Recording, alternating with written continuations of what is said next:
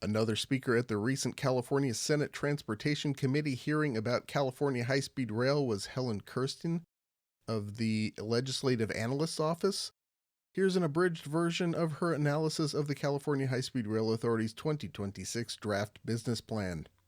So SB 198, the legislature really told the authority, focus on Merced to Bakersfield.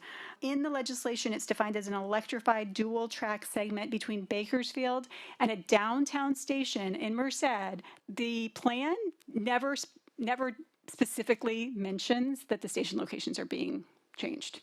That's in a technical appendix, a separate technical document. However, the cost estimates assume that. In fact, there are billions of dollars of savings that are included because there's an assumption that we're going to cut off 9 miles and we're going to go to the outskirts of Merced to the outskirts of Bakersfield. There are also assumed significant reductions in scope for phase one. We'd have more of the system share existing tracks, for example, with Metrolink. And that does have some time implications. According to the authority, actually, we would no longer be able to meet the requirements under Prop 1A for the travel times. There is this mismatch in timing. So we have Greenhouse Gas Reduction Fund revenues. They're anticipated to come in through 2045. The project needs them sooner. So there is this need to borrow. In our view, the draft plan's approach lacks transparency. And that's because, again, they're assuming that they're changing station locations, including changing the Merced location to a location that's not consistent with state law. So you could read the entire business plan and you would not come away with that view. This is really a scope change in our view.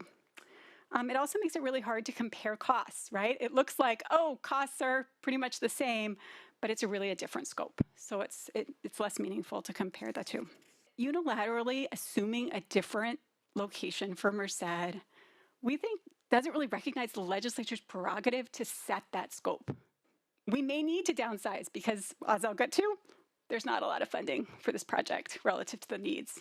We think there's significant risk that funding won't be sufficient even for that shorter segment. So it looks on paper like there's enough money.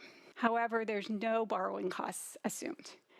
And that could be billions of dollars. So right there, that could potentially push the project over into not having sufficient funding. That larger Merced to Bakersfield segment, and looking at the numbers, we don't think it's likely that there's sufficient funding to do that. And then there's a very large funding gap for anything beyond.